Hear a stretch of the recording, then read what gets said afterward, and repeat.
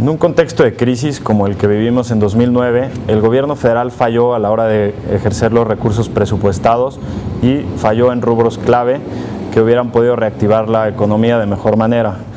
Hubo importantes disminuciones en el presupuesto de 2009 con respecto al de 2008, por ejemplo, en el dinero que se envía a las entidades federativas y a los municipios, que disminuyó en 7%. Otra disminución importante fue la que ocurrió en el gasto de infraestructura en desarrollo económico, que tuvo una disminución en su conjunto de 14.5% comparado con el año pasado.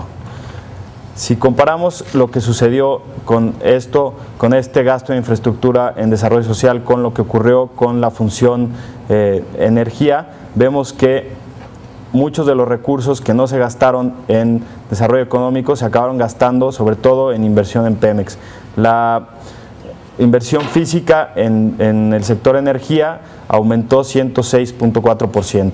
No se canalizaron bien los recursos y que hubo una falta de priorización, por ejemplo, en lo que se refiere a los salarios de los funcionarios públicos. Se le aumentó a la burocracia en el Poder Ejecutivo, por ejemplo, 2.2% los salarios, cuando muchos de los trabajadores de otros sectores vieron disminuido su salario y su poder adquisitivo. Por ejemplo, los trabajadores de la industria manufacturera tuvieron una reducción anual de 0.6%, y lo mismo ocurrió con los empleados administrativos y con los obreros, que tuvieron reducciones de 0.8 y 2.1% respectivamente. Existen proyectos prioritarios para el gobierno y para mejorar la situación de muchos mexicanos que tuvieron subejercicios graves. Por ejemplo, los proyectos de infraestructura gubernamental en seguridad pública apenas ejercieron el 21.6%. Esto es 2 de cada 10 pesos que ya estaban presupuestados y aprobados para invertir en infraestructura para un tema tan delicado como la seguridad, apenas 2 de cada 10 pesos se ejercieron, lo cual es una situación bastante grave. Lo mismo ocurre con programas como el programa de apoyo alimentario a cargo de Diconsa. En un año crítico como el 2009 ejerció apenas 7 de cada 10 pesos.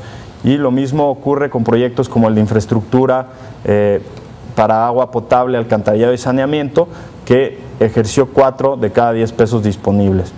Lo mismo pasa en varias secretarías que eran necesarias para la reactivación económica. Hay subejercicios en la Secretaría de Comunicaciones y Transportes por 11.332 millones de pesos y existen otros subejercicios importantes en la Secretaría de Desarrollo Social, en la Secretaría de Seguridad Pública. Es un mal que se repite cada vez que vemos estos informes. Ahora, esto es grave por 3 cosas. La primera es porque, bueno, se ve claramente una incapacidad del Ejecutivo para gastar los recursos, lo cual no se resuelve y ni siquiera se diagnostica. No sabemos qué es lo que está pasando con esos ejercicios.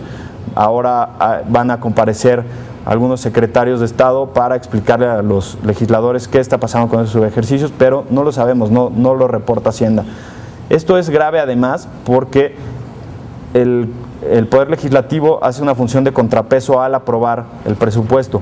Cuando se subejerce y cuando varía tanto el presupuesto durante el año, el Poder Legislativo disminuye este poder de contrapeso. Y además es una cuestión grave porque evidencia una vez más la falta de información del gobierno federal. No sabemos por qué ocurren los subejercicios, no nos explican cuáles son las causas, quiénes son los responsables de estos subejercicios.